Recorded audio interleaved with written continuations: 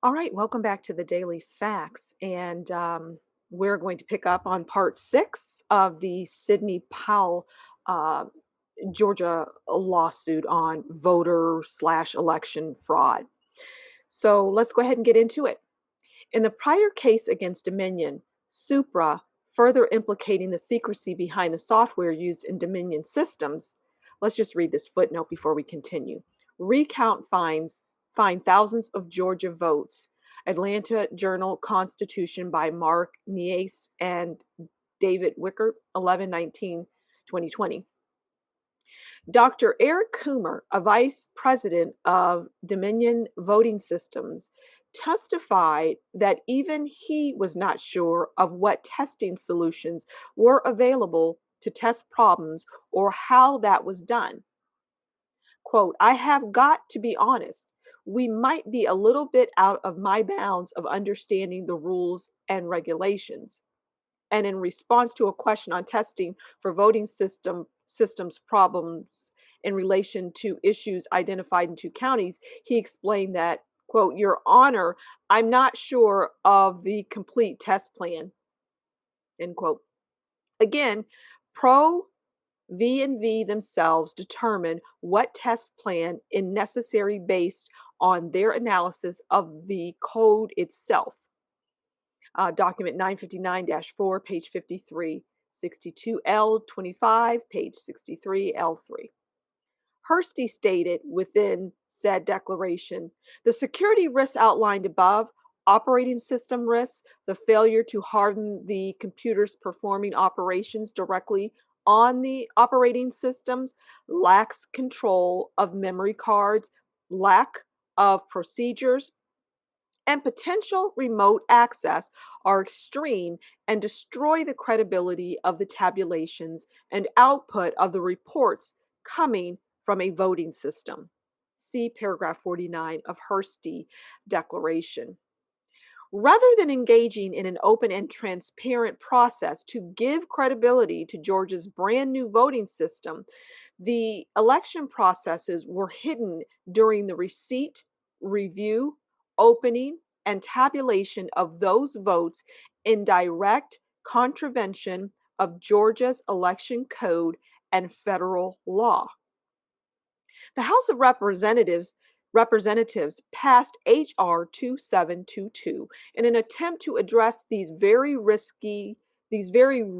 identified by Hursty on June 27, 2019. This bill addresses election security through grant programs and requirements for voting systems and paper ballots. The bill establishes requirements for voting systems, including that systems, one, use individual, durable, voter verified paper ballots, two, make a voter's marked ballot available for inspection and verification by the voter before the vote is cast, three, ensure that individuals with disabilities are given an equivalent opportunity to vote, including with privacy and independence, in a manner that produces a voter verified paper ballot, four, be manufactured in the United States, and five, meet specified cybersecurity requirements, including the prohibition of the connection of a voting system to the internet. Additional specific fraud. On November 4, 2020, the Georgia GOP chairman issued the following statement. Let me repeat. Fulton County elections officials told the media and our observers that they were shutting down the tabulation center at State Farm Arena at 10:30 p.m. on election night to continue counting ballots in secret until 1 a.m. It was widely reported that as of 7 p.m. on Wednesday, Fulton County elections officials said 30,000 absentee ballots were not processed due to a pipe burst. Officials reassured voters that none of the ballots were damaged and the water was quickly cleaned up. But the emergency delayed officials from processing ballots between 5:30 a.m. and 9:30 a.m. Officials say they continued to count beginning at 8:30 a.m. Wednesday. The statement from Fulton County continues. Tonight, Fulton County will report results for approximately 86,000 absentee ballots, as well as Election Day and early voting results. These represent the vast majority of ballots cast within Fulton County. As planned, Fulton County will continue to tabulate the remainder of absentee ballots over the next 2 days. Absentee ballot processing requires that each ballot is open, signatures verified, and ballots scanned. This is a labor intensive process that takes longer to tabulate than other forms of voting. Fulton County did not anticipate having all absentee ballots processed on Election Day. Officials said they will work to ensure every vote is counted, and all laws and regulations are followed. Let's read the footnote at the bottom. 4,000 remaining absentee ballots being counted in Fulton County, Fox 5, Atlanta, November 3rd, 2020. 4,000 remaining absentee ballots counted in Fulton County, Fox 5, Atlanta, November 3rd, 2020. Okay, so it's the same thing. They're just footnoting that. All right, let's continue. Plaintiffs have learned that the representation about a water leak affecting the room where absentee ballots were counted were not true. The only water leak that needed repairs at State Farm Arena from November 3rd through November 5th was a toilet overflow that occurred earlier on November 3rd. It had nothing to do with a room with ballot counting, but the false water break representation led to everyone being sent home. Nonetheless, first 6 people, then 3 people stayed until 1:05 a.m. working on the computers. An affiant recounts how she was present at State Farm Arena on November 3rd and saw election workers remaining behind after people were told to leave. See Exhibit 28, Affidavit of Mitchell Harrison, Exhibit 29, Affidavit of Michelle Branton. Plaintiffs have also learned through several reports that in 2010, Eric Coomer joined Dominion as Vice President of U.S. Engineering. According to his bio, Coomer graduated from the University of California, Berkeley with a PhD in nuclear physics. Eric Coomer was later promoted to Voting Systems Officer of Strategy and Security, although Coomer has since been removed from the Dominion page of directors. Dominion altered its website after Colorado resident Joe Altman disclosed that as a reporter, he infiltrated Antifa, a domestic terrorist organization, where he recorded Eric Coomer representing, "Don't worry, Trump won't win the election. We fix that," as well as social media posts with violence threatened against President Trump. See Joel Altman interview with Michelle Malkin, dated November 13, 2020, which contains copies of Eric Coomer's recording and tweets. While the bedrock of American elections has been transparency, almost every crucial aspect of Georgia's November 3rd, 2020 general election was shrouded in secrecy, rife with errors, and permeated with anomalies so egregious as to render the results incapable of certification. Multiple expert reports and statistical analysis prove hundreds of thousands of votes were lost or shifted that cost President Trump and the Republican candidates of congressional districts 6 and 7 their races.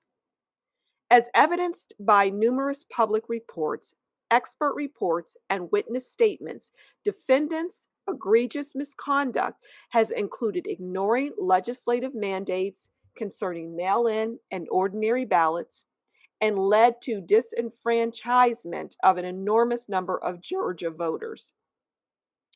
Plaintiffs experts can show that, consistent with the above specific misrepresentations, analysis of voting data reveals the following. Regarding uncounted mail ballots, based on evidence gathered by Matt Brainerd in the form of recorded calls and declarations of voters and analyzed by plaintiff's expert, Williams M. Briggs, PhD, shows, based on a statistically significant sample, that the total number of mail ballots that voters mailed in but were never counted have a 95% likelihood of falling between 31,559 and 38,886 total lost votes. This range exceeds the margin of loss of President Trump of 12,670 votes by at least 18,889 lost votes and by as many as 26,196 lost votes. See Exhibit 1, Dr. Briggs' report with attachments. Plaintiffs' experts also finds that voters received tens of thousands of ballots that they never requested. See Exhibit 1. Specifically, Dr. Briggs found that in the state of Georgia, based on a statistically significant sample, the expected amount of persons that received an absentee ballot that they did not request ranges from 16,938 to 22,771. This range exceeds the margin of loss of President Trump by 12,670 votes by at least 4,268 unlawful requests and by as many as 10,101 unlawful votes.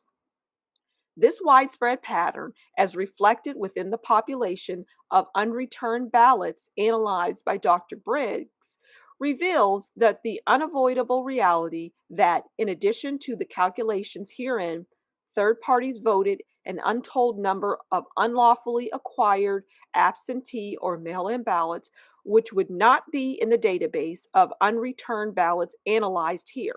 See OGCA 21-2-522. These unlawfully voted ballots prohibited properly registered voters from voting and reveal a pattern of widespread fraud down ballot as well. Further, as calculated by Matt Brainerd, there exists clear evidence of 20,311 absentee or early voters in Georgia that voted while registered as having moved out of state. CID attachment to report.